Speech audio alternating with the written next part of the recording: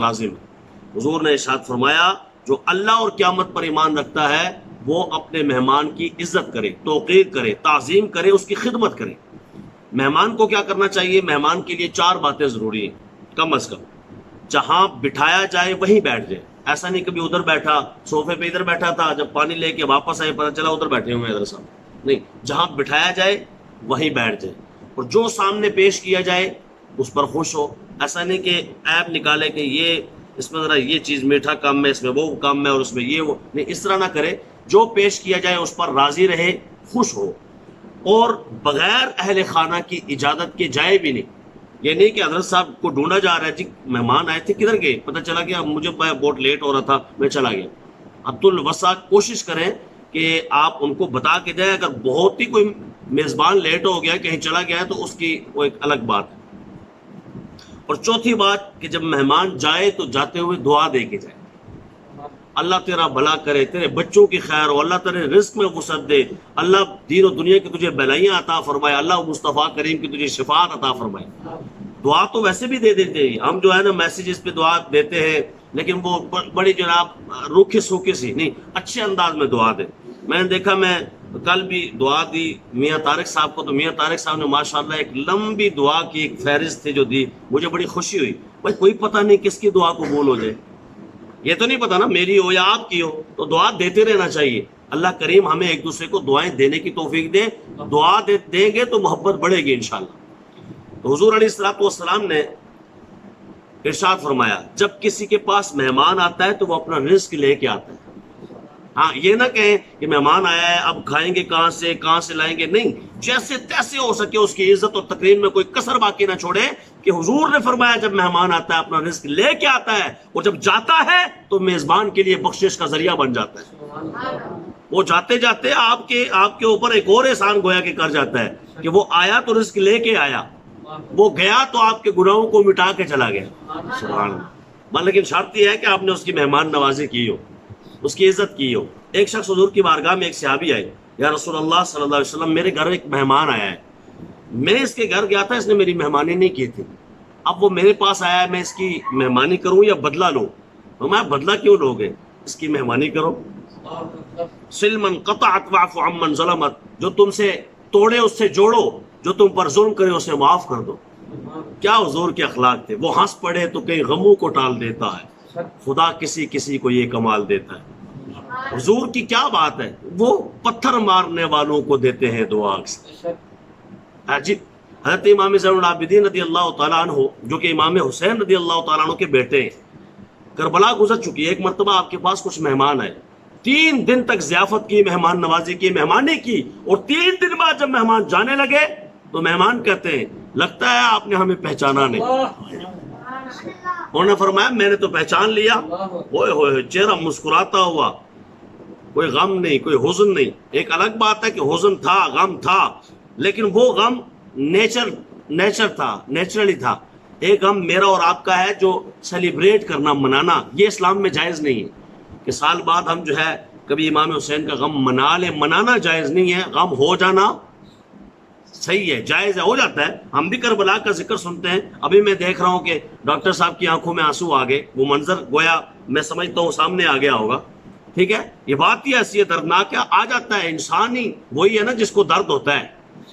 لیکن توجہ کرنا، امام زین العابدین کے چہرے پہ مسکراہٹ تھی، کہیں یہ نہ سمجھے کہ پریشان ہے۔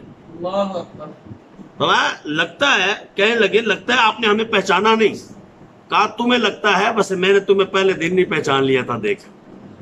کہا آپ نے ہمیں پہچان لیا؟ کہا ہاں۔ کہا ہم تو وہ ہیں جو کربلا میں آپ کے باپ کے امام حسین کے قاتلین میں شامل ہیں۔ کہا ہاں مجھے پتا ہے۔ کہا پھر آپ نے اتنی عزت، مہمان نوازی، ضیافت کی، 3 دن تک اپنے گھر ٹھہرایا؟ تو میں تمہیں بتانا چاہتے تھے وہ تمہارا کام تھا جو تم نے کیا، اور یہ ہمارا کام تھا جو ہم کر چلے۔ وہ تمہاری جو ہے وہ ذہن اور عقل کی وضاحت تھی جو تم کرتے رہے، اور یہ ہمارا ذہن ہے جو مصطفیٰ نے ہمیں عطا کی ہے۔ آتا ہے فقیروں پہ انہیں پیار کچھ ایسا، خود بھیک دے اور خود کہے منگتے کا بلا ہو۔ منگتے تو ہیں منگتے، کوئی شاہوں میں دکھا دو جس کو میری سرکار سے ٹکڑا نہ ملا ہو۔ تو حضور علیہ الصلوۃ والسلام کے گھرانے کی بات ہی کیا ہے؟ آپ نے فرمایا وہ تمہارا کردار تھا جو تم دکھا چکے، یہ ہمارا کردار ہے جو ہم نے دکھایا ہے۔ سبحان اللہ۔ تو مہمان نوازی کی بات ہو رہی تھی۔ آج کل دعوت ولیمہ بھی ظاہر ہے کہ ہوتی ہے، مجھے دعوت دی جاتی ہے، آپ کو دعوت دی جاتی ہے، تو اس میں سنت طریقہ کار کیا ہے؟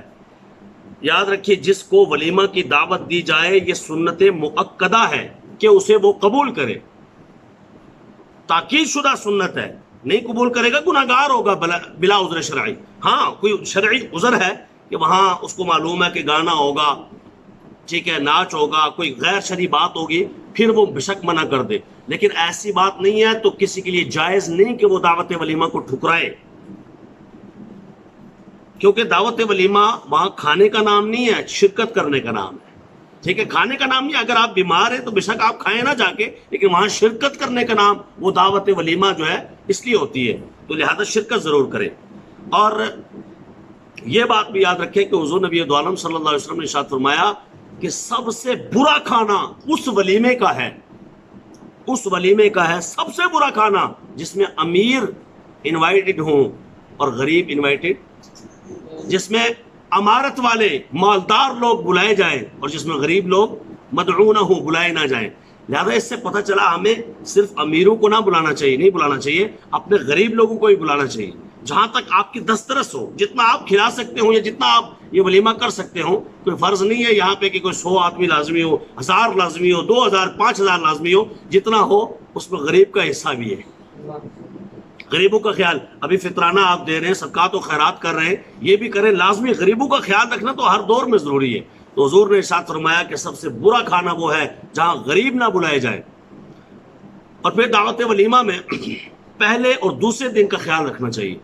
لوگ کیا کرتے ہیں کہ 2 دن کے بعد بھی کرتے رہتے ہیں، یہ ریاکاری میں شامل ہے۔ علماء کہتے ہیں پہلے اور دوسرے دن کرنا چاہیے، اس کے علاوہ جو کرے گا وہ ریا کرے گا، وہ سنانے کے لیے کرے گا، بتانے کے لیے کرے گا، دکھانے کے لیے کرے گا، ٹھیک نہیں کرے گا۔ اچھا کئی ایسے بندے بھی ہوتے ہیں جو بغیر دعوت کے بھی بیچ میں شامل ہو جاتے ہیں، بغیر دعوت۔ حضور نے ارشاد فرمایا ایسے بندے جو بغیر دعوت کے بیچ میں شامل ہو جاتے ہیں، کافی چہرے مسکرائے بھی ہیں، اس کا مطلب ہے کافیوں کو پتا ہو کہ کون کون اس طرح پتا ہوگا۔ میں نہیں کہتا خود بھی کبھی گئے ہوں گے، اگر خود گئے ہوں تو معافی مانگنی چاہیے اللہ تبارک و تعالیٰ سے، لیکن حضور علیہ الصلوۃ والسلام نے ارشاد فرمایا کہ وہ بندہ جو بغیر دعوت کے کسی ولیمہ میں گیا، وہ چور بن کر داخل ہوا اور ڈاکو بن کر نکلا، ڈاکہ ڈال کے نکلا، لوٹ مار کر کے نکلا، کھاپے کے نکلا نا، تو اللہ تبارک و تعالیٰ اس ڈاکے سے بھی بچنے بچانے کی توفیق عطا فرمائے۔